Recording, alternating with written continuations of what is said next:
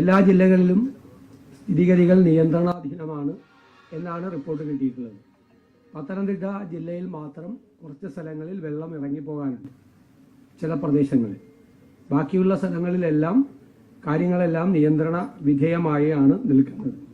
പത്തനംതിട്ട ജില്ലയിൽ അതിനു വേണ്ടിയിട്ടുള്ള പ്രത്യേക സന്നാഹങ്ങൾ, കൊല്ലത്ത് നിന്ന് 14 ബോട്ടുകൾ, മത്സ്യത്തൊഴിലാളികളുടെ ബോട്ടുകൾ ആവശ്യമെങ്കിൽ രക്ഷാപ്രവർത്തനം നടത്തുന്നതിന് വേണ്ടിയിട്ട് ചെങ്ങന്നൂരിൽ എത്തിച്ചിട്ടുണ്ട്. സുളൂരിൽ നിന്നും 2 ഹെലികോപ്റ്ററുകൾ തിരുവനന്തപുരത്ത് എത്തിയിട്ടുണ്ട്. NDRFന്റെ ഒരു ടീം അവിടേക്ക് നിയോഗിച്ചിട്ടുണ്ട്. ആവശ്യമായിട്ടുള്ള പോലീസ് സേനയും ആവശ്യമായിട്ടുള്ള ഫയർഫോഴ്സ് സംവിധാനങ്ങളും ഉണ്ട്.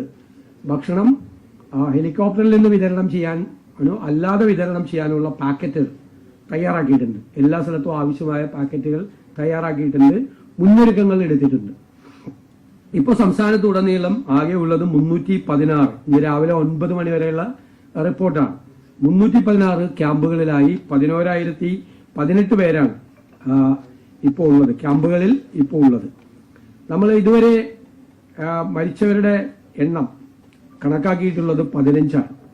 അത് കോട്ടയം ജില്ലയിൽ ഈരാറ്റുപേട്ട ഭാഗത്ത് പൂഞ്ഞാർ നിയോജകമണ്ഡലത്തിലെ 2 പേരും ഒരു കുട്ടി അപകടത്തിൽ പുതുപ്പള്ളിയിൽ ഒരു ടാങ്കിൽ വീണ് മരിച്ചതും ഉൾപ്പെടെ 3 പേർ, ഇടുക്കിയിൽ 2 പേർ, വിഴിഞ്ഞത്തും മുതലപ്പുഴയിലും ഓരോരുത്തരും മരിച്ചു.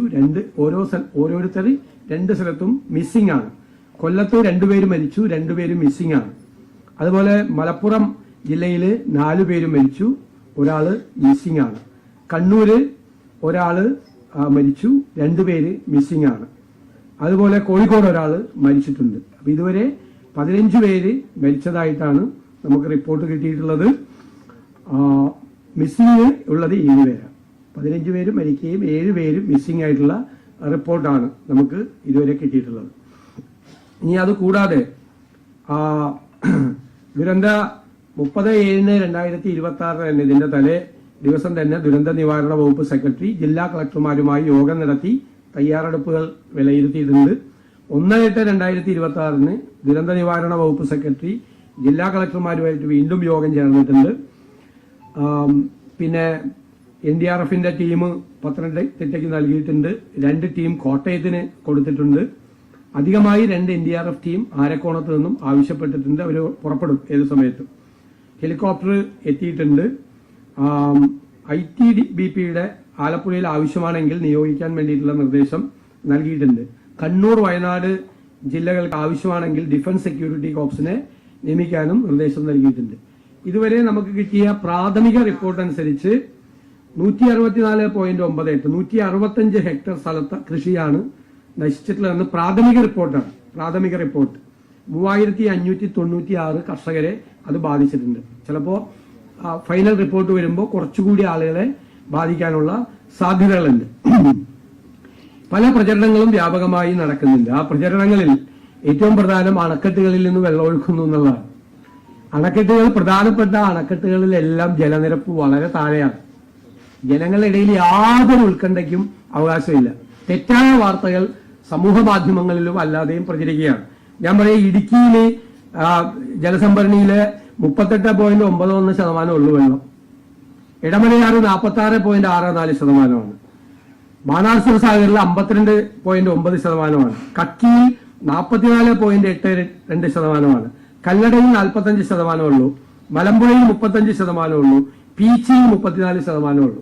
അപ്പൊ ജലസംഭരണികളിൽ നിന്ന് വെള്ളം ഒഴുക്കിവിടുന്നു എന്ന് പറയുന്ന വ്യാപകമായ തെറ്റായ വാർത്തയാണ്. അതിനെതിരായി കർശനമായ നടപടികൾ സ്വീകരിക്കും. കാരണം ജനങ്ങളിൽ ഉത്കണ്ഠ പരത്തുന്ന തെറ്റായ വാർത്തകൾ സമൂഹ മാധ്യമങ്ങളിലൂടെ പ്രചരിപ്പിക്കുകയാണ്. ആകെ മൂഴിയാറിലാണ് വെള്ളം. അത് മൂഴിയാറിൽ 2022 മുതൽ അതിന്റെ ഒരു സംവിധാനം ഉള്ളതാണ്. ചെറിയ അണക്കെട്ടുകളിലെ സ്ഥിതി അങ്ങനെയാണ്. ചെറിയ അണക്കെട്ടുകളിൽ നിന്ന് അങ്ങനെ ചെയ്യാം. ഇത്തരം അണക്കെട്ടുകളിൽ രാത്രി ജലം തുറന്നുവിടുന്ന സാഹചര്യം ഉണ്ടോ എന്ന് ദിവസവും 2 വട്ടം അതാത് അണക്കെട്ടുകളുടെ ചുമതലയുള്ള വകുപ്പുകൾ, ഒന്ന് KSEB, ഒന്ന് ജലസേചന വകുപ്പ്, വിലയിരുത്തുക. ഉണ്ടോ ഇല്ലയോ എന്ന് നേരിട്ട് ജില്ലാ കളക്ടറെ അറിയിക്കുക. ജില്ലാ കളക്ടറുടെ കൂടെ അംഗീകാരത്തോടുകൂടി മാത്രമേ തുറന്നുവിടുള്ളൂ. അത് ചെറിയ അണക്കെട്ടുകളാണ്, വളരെ ചെറിയ. അതാണ് ഈ മൂഴിയാർ അണക്കെട്ടുമായിട്ട് ബന്ധപ്പെട്ട് ചെറിയ സാധ്യതകൾ മാത്രമാണ് വെള്ളവുമായി ബന്ധപ്പെട്ടിട്ട് ഉള്ളത്. ഇനി ഏറ്റവും പ്രധാനപ്പെട്ട ഒരു കാര്യം എന്ന് പറയുന്നത് നമ്മൾ കടലാക്രമണ സാധ്യതയുള്ള സ്ഥലവും പ്രത്യേകമായിട്ട് ശ്രദ്ധിക്കാൻ വേണ്ടിയിട്ടുള്ള നടപടികൾ സ്വീകരിച്ചിട്ടുണ്ട്. അതുപോലെ നമ്മൾ ഈ മരിച്ചവരുടെ സംസ്കാര ചടങ്ങുകൾക്കായിട്ട് 10,000 രൂപ അനുവദിച്ചിട്ടുണ്ട്. ക്യാമ്പുകളിൽ നിന്ന് വീടുകളിലേക്ക് പോകുമ്പോൾ വീടുകളിൽ വെള്ളം കയറിയവർക്ക് അടിയന്തിരമായി 10,000 രൂപ വെച്ച് ഓരോരുത്തർക്കും കൊടുക്കാൻ വേണ്ടിയിട്ടുള്ള നടപടികൾ സ്വീകരിച്ചിട്ടുണ്ട്. പിന്നെ ജീവനോപാധികൾ നഷ്ടപ്പെട്ടവർക്ക് ഒരു കാർഡിൽ നിന്ന് 2 പേർക്ക് 300 രൂപ വീതം, അപ്പോൾ അത് ഇത് നിൽക്കുന്നത് വരെ അവർക്കൊരു ധനസഹായമായി കൊടുക്കാൻ പറഞ്ഞിട്ടുണ്ട്. സാധാരണ ഗതിയിൽ കിട്ടുന്നത് മരിച്ചവർക്ക് കിട്ടുന്നത് SDRF-ൽ നിന്ന് 4 ലക്ഷം രൂപ, CMDRF-ൽ നിന്ന് 2 ലക്ഷം രൂപ, പിന്നെ PMNRF-ൽ നിന്ന് 2 ലക്ഷം രൂപ, അങ്ങനെ 8 ലക്ഷം രൂപയാണ് മരിച്ചവർക്കുള്ള ധനസഹായം.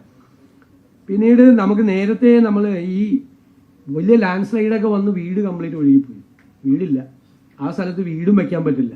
അപ്പം അവിടെ നേരത്തെ കൊടുത്തിരുന്നത് 6 ലക്ഷം രൂപ സ്ഥലം മേടിക്കാനും 4 ലക്ഷം രൂപ വീട് പണിയാനുമാണ് 10 ലക്ഷം രൂപ. അത് 12 ലക്ഷമാക്കി വർദ്ധിപ്പിച്ചിട്ടുണ്ട്. ആദ്യമായിട്ടാണ് 12 ലക്ഷം രൂപയ്ക്ക് വർദ്ധിപ്പിക്കുന്നത്. വീട് പൂർണ്ണമായും നഷ്ടപ്പെട്ടവർക്ക് നേരത്തെ കൊടുത്തിരുന്നത് 4 ലക്ഷം രൂപയാണ്, അത് 6 ലക്ഷം രൂപയ്ക്ക് വർദ്ധിപ്പിച്ചിട്ടുണ്ട്. സ്ഥലം വാങ്ങി വീട് വയ്ക്കാൻ നേരത്തെ 10 ലക്ഷമായിരുന്നത് 12 ലക്ഷമാക്കി. നേരത്തെ 4 ലക്ഷം വീട് വയ്ക്കാൻ കൊടുത്തിരുന്നത് നമ്മൾ 6 ലക്ഷമാക്കി വർദ്ധിപ്പിച്ചു. കാരണം ഈ വീടിന്റെ മെറ്റീരിയൽസിനൊക്കെ വില കൂടി. ഇത് പണ്ടെങ്ങാണ്ട് തീരുമാനിച്ചു വെച്ചിരിക്കുന്ന റേറ്റാണ്, ആദ്യമായിട്ടാണ് ഇത് കൂട്ടുന്നത്, ഇപ്പോൾ കൂട്ടുന്നത് ഒരുപാട് വർഷങ്ങൾക്ക് ശേഷം. അത് കൂട്ടായി കൊടുക്കാനുമുള്ള നടപടികൾ സ്വീകരിച്ചിട്ടുണ്ട്. പിന്നെ കൃഷിനാശത്തിനും ചെറിയ തോതിലുള്ള, ഇപ്പോൾ ഉദാഹരണത്തിന് 2.5 ഏക്കർ സ്ഥലത്ത് നെൽകൃഷി നശിച്ചാൽ 13,500 രൂപയാണ് കൊടുത്തിരുന്നത്. അങ്ങനെ കൃഷിനാശത്തിന് വളരെ ചെറിയ നഷ്ടപരിഹാരമാണ്. അത് ഒരു പ്രപ്പോസൽ കൃഷി വകുപ്പിൽ നിന്നുകൂടി തരാൻ പറഞ്ഞിട്ടുണ്ട്. അടുത്ത ദിവസം ക്യാബിനറ്റ് യോഗവും കൂടി കൃഷിനാശം ഉണ്ടായവരുടെ നഷ്ടപരിഹാരം കൂടി വർദ്ധിപ്പിക്കാനുള്ള തീരുമാനം നമ്മൾ ഇന്നത്തെ യോഗത്തിൽ എടുത്തിട്ടുണ്ട്. അത് മന്ത്രിസഭാ യോഗം കഴിഞ്ഞ് അത് എത്രയാണ് വർദ്ധിപ്പിച്ചത് എന്ന് തീർച്ചയായിട്ടും അത് അറിയിക്കും. വലിയ ഡാമുകളിൽ പക്ഷെ വലിയ ഡാമുകളിൽ കുഴപ്പമാണ്, എല്ലാ ഡാമും തുറന്നു വിടാൻ പോകണമെന്നുള്ള വാർത്തകളാണ് പ്രചരിക്കുന്നത്. ഞാൻ ആ വലിയ ഡാമുകളാണ് പറഞ്ഞത്. ഇടയ്ക്കിടയ്ക്ക്, അതായത് 2 വട്ടം പരിശോധിക്കണമെന്നാണ് 2022 ഒരു നോട്ടിഫിക്കേഷൻ ഉണ്ട്. 2022 ആ നോട്ടിഫിക്കേഷൻ അനുസരിച്ചിട്ടാണ്. അത് ചെറിയ തോതിലെ ചെറിയ ഡാമാണത്, ചെറിയ ഡാം, വളരെ ചെറിയ തോതിലുള്ള വെള്ളം അല്ല. ഇത് ലാൻഡ് സ്ലൈഡ് വനത്തിനകത്ത് ഉണ്ടായിട്ടുണ്ട്. ലാൻഡ് സ്ലൈഡ് ഇഷ്ടംപോലെ ലാൻഡ് സ്ലിപ്പുകൾ ഉണ്ടായിട്ടുണ്ട്, വലിയ തോതിലുള്ള ലാൻഡ് സ്ലൈഡ് ഉണ്ടായിട്ടുണ്ട്. ഇത് മനസ്സിലാക്കേണ്ട ഒരു പ്രശ്നം എന്ന് പറയുന്നത്, ഇത് ഈ മിന്നൽ പ്രളയം എന്ന് പറയുന്നത് പോലെയാണ് ഉണ്ടാക്കിയിരിക്കുന്നത്. രാത്രി വൈകി വരെ ഒരു പ്രഡിക്ഷനും ഇല്ല, IMDയുടെ ഒരു പ്രഡിക്ഷനും ഇല്ല. രാത്രിയാണ് പെട്ടെന്ന് അതിതീവ്ര മഴയുണ്ടാവുന്നത്. അതിതീവ്ര മഴയുടെ ഏറ്റവും വലിയ സ്വഭാവം അത് നമുക്ക് അത് അറിഞ്ഞു കഴിഞ്ഞാൽ ഇവാക്യുവേഷന് വേണ്ടി പോലുള്ള സ്ഥലം ഉണ്ടാവില്ല. വളരെ രാത്രി വൈകിട്ടാണ് ഈ മുന്നറിയിപ്പ് മെസ്സേജ് പോകുന്നത്. IMDയുടെ ഇതിൽ പോലും അത് പരിശോധിക്കാനുള്ള സംവിധാനമില്ല. ചില സ്ഥലങ്ങളിൽ സാധാരണ 200 ഇതിന് കൂടുതലായി മില്ലിമീറ്റർ കൂടുതലായിട്ട് മഴ പെയ്താൽ അത് എക്സ്ട്രീം ഹെവി റെയിനാണ്. ഇത് ചില സ്ഥലത്ത് 300 പെയ്തേക്കണം. ഒരു സ്ഥലത്ത് വടശ്ശേരിക്കരയിൽ 350 ചെയ്തിരിക്കുന്നത്. 350 മഴയാണ് ഉണ്ടായിരിക്കുന്നത്, ഭയങ്കരമായിട്ട് ഉണ്ടായിരിക്കുന്നത് ചില സ്ഥലങ്ങളിൽ.